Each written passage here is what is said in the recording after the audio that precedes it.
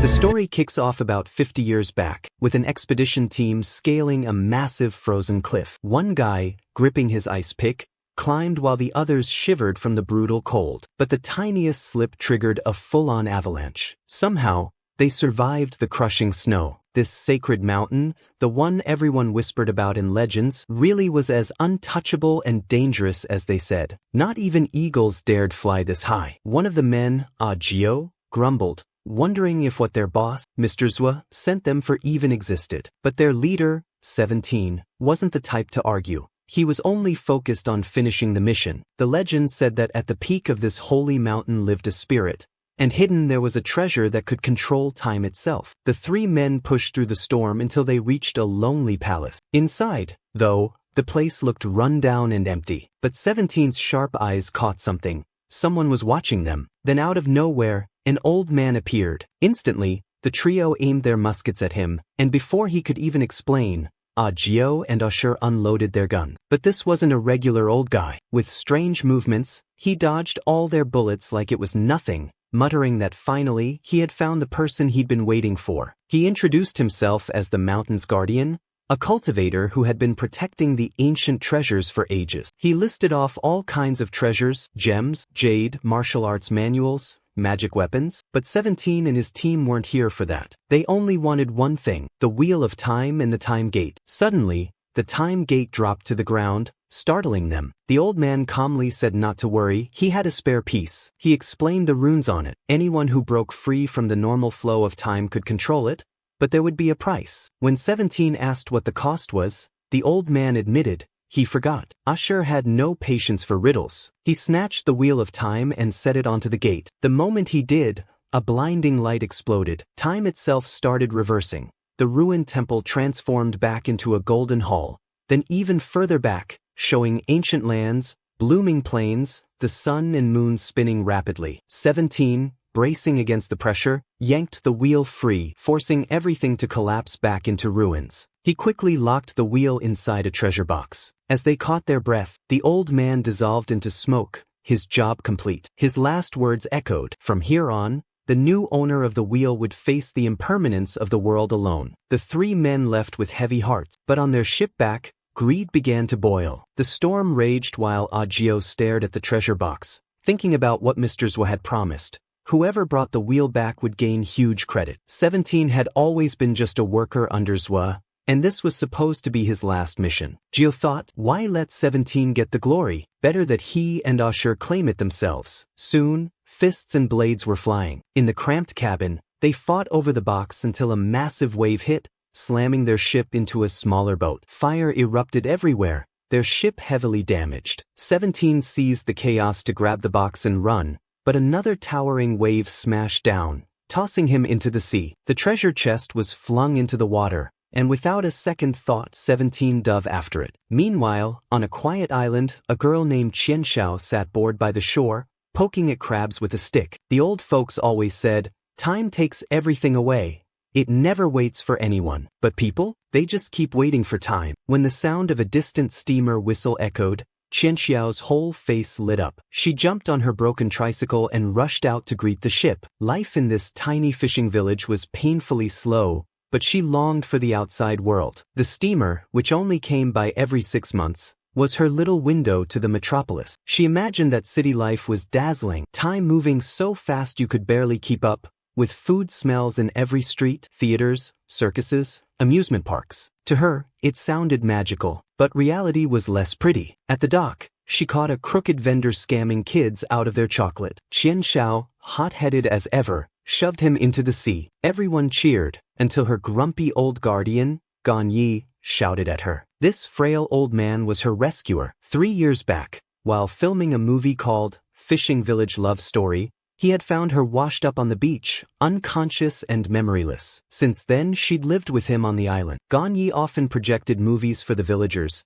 and Qian Xiao would sit wide-eyed, dreaming about having a grand adventure, maybe even a love story like the ones on screen. But every time she begged to go to the metropolis, Gan Yi would come up with excuses. She owed him money, or she should take care of him in his old age. He teased her like a kid, making pinky promises. But Qian Xiao hated wasting her youth. She wanted out. Then one day, during dinner, the old man suddenly collapsed and died at the table. The villagers gave him a sea burial. Qian Shao, though saddened, believed life only gave you one shot. Like the last sip of water the old man never got to drink. She tried to honor him, but in the dry weather, her spark accidentally turned his sea burial into a fiery cremation. At least she thought he went out in style. That night, while Ganye's movie projector flickered, Qian Shao snuck onto the vendor's steamer. Inside, she found bags of cheap, fake goods. She stuffed a bunch into her arms, planning to get back at them, but then she spotted something that made her freeze.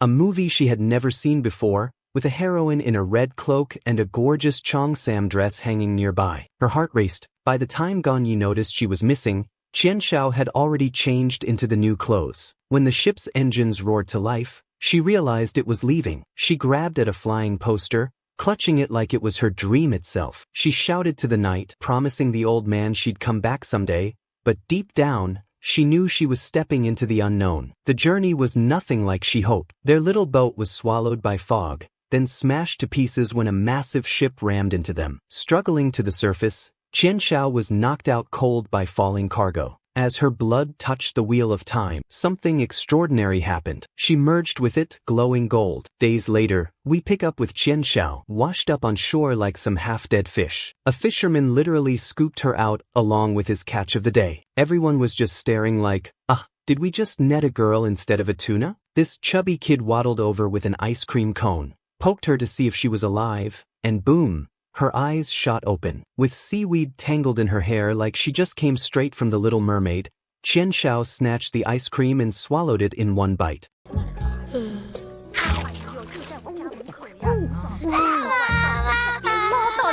Everyone was still processing what just happened, but before they could even react, she was gone. Where did she end up? Exactly where she'd always dreamed of, the metropolis. And wow, the city was nothing like her tiny fishing village. Noise, traffic, skyscrapers, neon lights. Her jaw practically hit the sidewalk. For the first time, she realized how tiny she really was in this huge world. She barely had a chance to breathe it all in before a whole entourage of men in black came strutting down the street, clearing the way for luxury cars. That was Boss Sui himself rolling by, glaring at his henchmen like Jiao and Ashur, who were still busy blaming each other for messing up. Zhou didn't care who betrayed who, he only cared about results. Meanwhile, Qian Xiao's stomach growled like a wild animal. Across the street, restaurants were serving steaming plates of food. To her though, it all seemed so fancy, except the meat bun porridge. That was basically just an upgraded version of what she had back on the island. Problem was, she had no money, not even enough for water. Then she spotted it. An untouched hamburger sitting on a table where the customer had already left. She was about to dig in, but right as she reached for it, bam, some jerk shoved her, knocking her to the ground and squashing the burger. She was furious but too hungry to fight back. And then, just to make her day worse, the cops mistook her for a beggar. Apparently, even sneaking leftovers could get you arrested in this city. So now she's sprinting through the streets, dodging police whistles. When things get even sketchier, she stumbles into an alley where some shady dudes are waiting. "Come with us, little sister," they say. Yeah, she could tell they weren't rescuers. They were traffickers. She bolted out of there just in time, but now she had cops on one side and thugs on the other. And then, boom, her path collided with none other than 17. Yup, the same 17 who lost the wheel of time at sea. He was being hunted too. The two of them ran straight into each other like it was fate. Qian Shao, panicking, even threw a stick at him, but he caught it midair and vaulted over a wall like some parkour ninja. She wasn't sure if he was helping or making things worse, but either way, she was tangled up in his mess now. Eventually, both gangs and cops chased them into the same spot. Qian Shao was cornered and begged 17 for help. For a second, he actually covered her and told her to hide. She thought, wow, maybe he's a good guy. Nope. Turns out he had just used her as bait to distract the patrol. Brutal. But then something caught his eye, the gold pendant hanging around her neck. The wheel of time. He froze. All this chaos, and here it was, dangling casually off this clueless girl. 17 didn't even care about the gangsters anymore. He had to get her out and figure out how she got it. At that moment, the police captain fired a shot. The bullet was heading straight for 17. Instinctively, Qian Shao clutched the wheel of time tight. Suddenly, everything stopped. The bullet froze midair. The world around her was locked in place like someone had hit pause on reality. She shoved 17 out of the way and bolted. A few blocks later, she loosened her grip, and bam, time flowed normally again.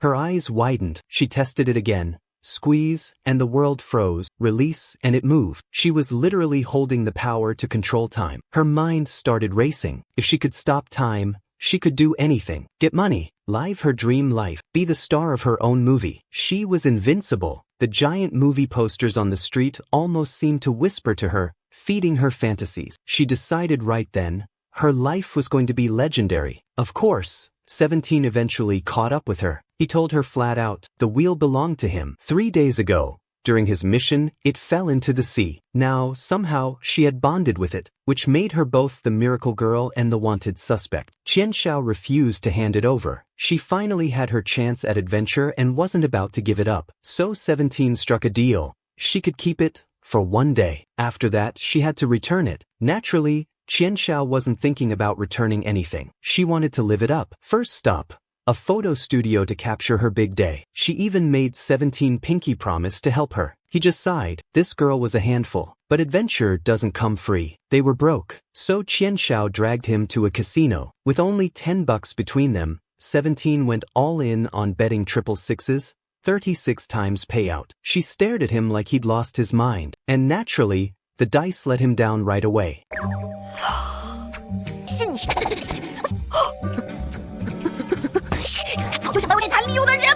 But she gave it a shot with her newly discovered magic, just as confidently, and succeeded. In the meantime, men in black stormed in. 17 switched into assassin mode, disarming, knocking out, and taking out enemies with ridiculous precision. But when he turned around, Qianshao was gone. For a second he thought she'd ditched him, but nope. She'd run off to exchange chips and came back proudly with money. He had to swallow his pride and carry her shopping bags afterward like a sulky bodyguard. And that's when Zhu's men finally caught sight of the wheel of time in her hand. Jiao attacked, throwing knives like a maniac, and nearly knocked it away. Luckily, 17 saved it. Qianshao clutched the wheel, froze time, and escaped a few blocks away with 17 in tow. But things were getting dangerous. Word spread fast, and every gangster in the city was now hunting for them. To make matters worse, while trying on a gorgeous dress she'd always dreamed of wearing as she was trying on the clothes, she suddenly screamed, for a strange pattern had appeared on her body. 17 recognized it at once.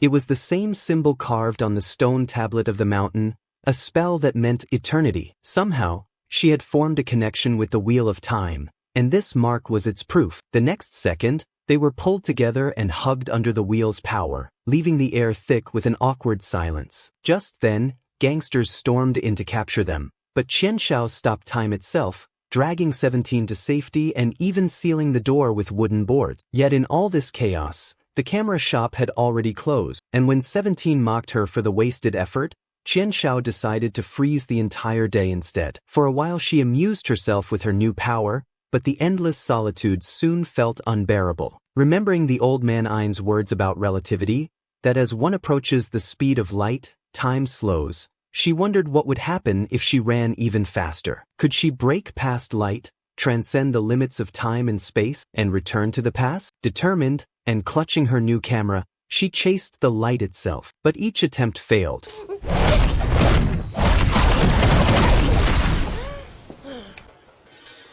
Leaving her exhausted and on the verge of collapse. At last, when she poured every ounce of her strength into one final sprint, the world rippled and light burst dazzlingly from her body. Just when success seemed within reach, she stumbled after 10,000 meters and fell into a deep sleep. 17 carried her away, gazing at the wheel in her hand. A dangerous thought flickered in his mind, but he forced it down with reason. Before long, Boss Wan and his men surrounded the hotel, joined by Zhu and Ashi. Recognizing that 17 was Boss's favorite, Wan hesitated, but his greed for the artifact kept him rooted. Ashi casually crushed Wan's car with one hand, while Zhu offered him a chance to live, abandon the woman and face 17 alone. Gunfire rained through the doors, but 17 was ready, turning the ambush back on them. Qianshao, meanwhile, slept like a dead pig, oblivious to the danger. 17 fought with everything at hand, refusing to wake her to wield the wheel's power. Were they in love? Hardly. Who could love such a stubborn girl, or someone with 17's obsession for control? Even so, when he sped them away in a car, sparks and screeching tires filled the night. Qianshao finally stirred, still dizzy,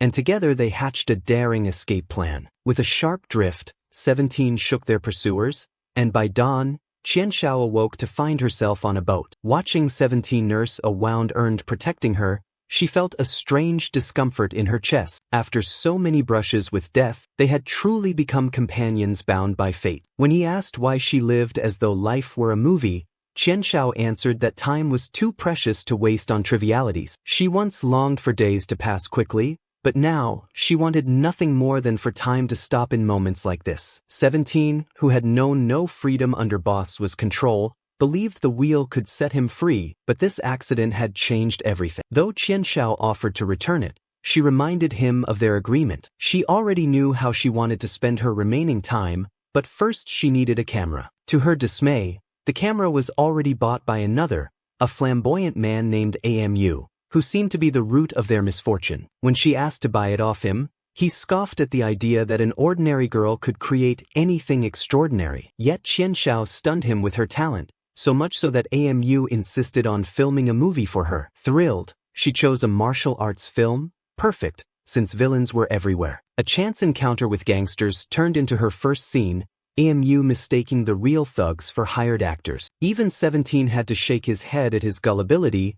This man would never win an Oscar with an IQ like that. Still, the unlikely trio stormed Boss Wan's fortress together. They fought through a hall guarded by the legendary eunuch Yen, then a floor of deadly beauties disguised as candy-colored dolls, only for Qianshao to toy with them all using the wheel. She wove through the chaos untouched, turning a life-or-death battle into a circus act, until weapons shattered the ceiling into a glittering candy paradise. Watching from above, Boss Wan panicked, trying to flee, but Qianshao cornered him in a flash. Terrified, he begged for mercy, only for Amu to accidentally activate his real explosives. A massive blast hurled their car through the night sky, a scene etched forever into Metropolis memory. Yet by luck or fate, 17 and Qianshao survived, and Amu collapsed trembling. In the quiet that followed, Qianshao's days in the Metropolis felt without regret. She lived as though every moment mattered, while 17 brooded that life was nothing but wasted time. To surpass such constraints,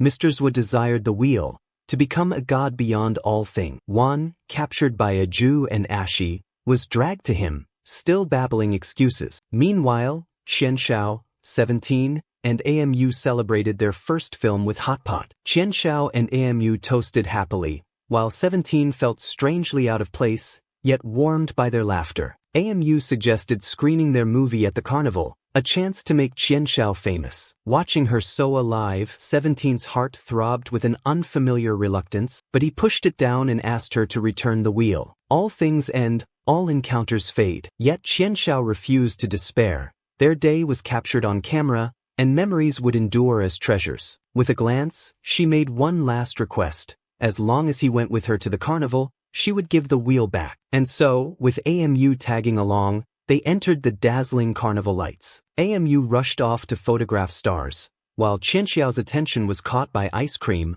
only to pout when a fat boy bought the last cone. 17 promised her something better. When it was all over, they would leave Boss's world behind and sail to her island together. She regretted not coming to the city sooner. She wished for more time with him, but by then, Mr. Zhou himself had arrived. 17 pulled her into the streets, racing through alleys with pursuers at their heels. Side by side, they visited places she had long dreamed of, each fleeting moment sweeter because danger pressed closer. Dressed at last like the princess of her dreams, she danced with him in a whirl of lights, wishing time could stop forever. For Qianshao, the camera would preserve their joy for the world. For 17, the only memory that mattered was the one that belonged to them alone. He promised her they would go to the beach together when he returned, but then, with trembling resolve, he tore the wheel from her hand and knocked her unconscious. He could not let her face another danger. Alone, he walked toward his destiny, where Mr. Zhou awaited. Outside,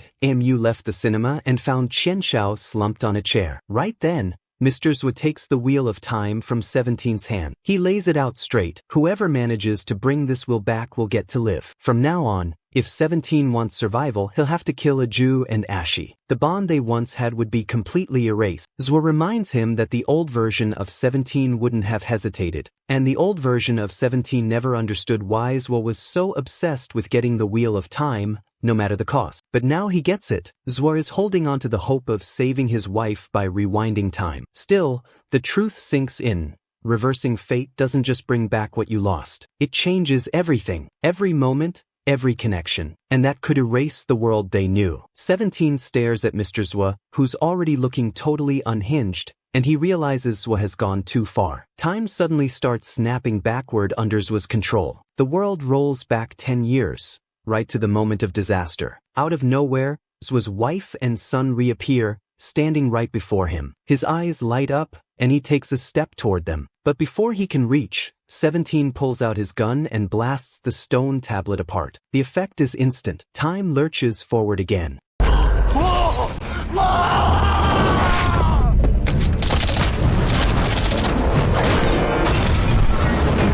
Qianxiao, who's just waking up, senses what's happening with the wheel and tries to reach 17. Mu runs up and shakes her, telling her to snap out of it. Without the wheel's power, she's just like anybody else. Then Amu does something sweet. He goes to his car and pulls out a gift box. Inside is the red robe 17 once prepared for her. The moment she puts it on, she steps into the role of 17's hero. She waves down a rickshaw, ready to rush to the square. But of course, Amu is more reliable than she expected. The two of them race in together, ready to save 17 no matter what. Meanwhile, 17 is hiding out on a Ferris wheel. Suddenly, Ashi loses his grip and falls, dying instantly. A Jew breaks down, grief ripping through her as she tries to hold on. Just when she's about to slip away, 17 grabs her hand. The shocking part? In the end, the only one to show her kindness is the same guy she was supposed to hate. But a Jew doesn't want to drag him down with her, so she lets go on purpose, falling to her own death. Because time is still reversing,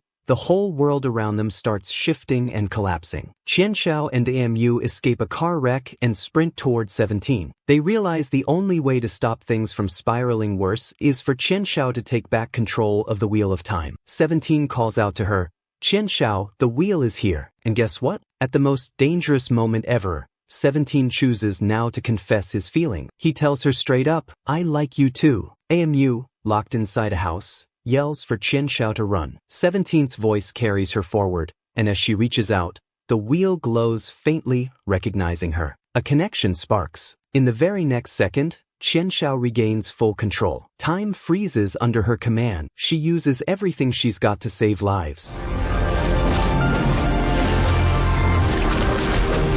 17, though badly injured, manages to pull through. Then the story takes a wild twist. The camera pans, and suddenly we realize 17's face overlaps with Qianxiao's guardian Gan Ye's face. Turns out he was her life partner all along. Villagers rush up, reminding them that years ago, the steamer Qianxiao snuck onto had collided with a massive ship outside. That freak accident is what first gave Qianxiao the wheel's power, saving her life but also cursing her with eternal youth. After the chaos of the carnival, Mr. Zwa vanishes, no trace of him left. Qianxiao and 17 decide it's best to ditch the metropolis and disappear from all the drama. They pack Amu's camera and wander the world together, recording tons of memories. They even raise a little puppy named Carnival. But time, as always, doesn't play fair. Over 10 years pass. The puppy dies, and 17 grows old. Looking back at the photos, he realizes he was wrong. Just cherishing moments isn't enough to stop regret. One day, he leaves Qianxiao behind with just a letter. His watch drops to the ground, frozen forever. Heartbroken, Qianxiao cries. Later, Mu decides to honor them. He writes their whole story into a book and even makes it into a movie. He knows they won't be mad because that's the last gift he can give them. Eventually, 17 and Qianxiao meet again, but this time in front of Amu's grave. 17's now an old man, and Qianxiao, devastated, smashes the wheel of time. The broken will tears into her with splitting headaches. But right then, Mr. Zwa resurfaces. He grabs the wheel at last, but 17 takes Qianxiao into hiding. When she wakes up in their new home, she's lost all her memories. Strangely, this might be the one blessing she gets, because forgetting means freedom from the curse. Of course, fate doesn't let her go. She crosses paths with her past again. The ship that once smashed her steamer? It was sent by Mr. Zhuo himself. To save Qianxiao, 17 straps on old equipment, grabs her memories, and burns down his own cabin. He might not survive this time, but at least he'll protect her. On the battleship, Zhuo sits in a wheelchair, still obsessed. He's been trying for years to control the wheel, but fails, because as long as its original owner lives, it'll never obey him. Suddenly, a coin clinks across the floor. Gunshots echo. Killers drop. Even Zhuo gets hit, forcing him to throw the wheel away. 17 grabs it. He could have ended Zhuo right there, but instead he turns his focus to protecting Qianxiao. He shields her, throws a smoke bomb, and fights back despite his injuries. Finally, 17 retrieves the wheel and walks toward Qianxiao. But just as he's about to reach her, Zhuo pulls one last dirty move and shoots him. Even as the bullet tears through him, 17 presses the wheel into Qianxiao's hand. He tells her as long as she holds it, she'll never be hurt again. Straightening her bow one last time, he dies in the saddest, most heartbreaking way, giving his life for the girl he loved. That sparks Qianxiao's fury. Power surges through her. The wheel glows gold, brighter than ever. The whole battleship is obliterated in one massive explosion. In the aftermath, she holds a funeral for 17. But even then, she still can't remember the life they shared. 17 had tried to erase it all to give her peace. Yet the villagers saved a few relics. One night, Qianxiao sits alone in a theater, watching. Children bring her back an old film reel they'd taken. She switches it on, and suddenly every memory floods back. She sees everything they lived through together. Tears stream down her face. For the first time, she remembers the lover she had lost. Without hesitation, she takes off running. She vows this time she'll catch up to the light and bring him back. She runs through the tunnel of time, memories flashing like stars around her. She realizes that all along, it was her future self who pushed her at that dance years ago, so she could meet 17. Hearing her call, 17 awakens to her presence again. Qianxiao's determination burns. She's ready to chase until the very end. The wheel of time glows, bursting with golden light, pulling her back into the cabin where she and 17 last parted. From outside, her voice reaches him. He knows she's broken past the barrier this time. Hearing her sob, his heart aches, but he also knows life is full of goodbyes. He doesn't want her to linger too long in sadness when he's gone. Time's real meaning isn't just living through it. It's the memories we carry forward. In the end, Qianxiao proves him right. She transcends time, embracing every moment they shared. Even the broken watch ticks again, symbolizing a new future ahead. Years later, little loose ends tie up. The old man finally gets the jar of juice he never drank. The chubby kid finally gets his ice cream. Mr. Zhuo finds his family. And Qianxiao? She sits quietly in a movie theater, waiting for the story to begin with 17 all over again. If you enjoyed it, don't forget to like, share, and subscribe for more tales like this. Drop your thoughts in the comments. I'd love to read what you think about this story. Until next time, stay curious, stay creative, and I'll see you in the next one.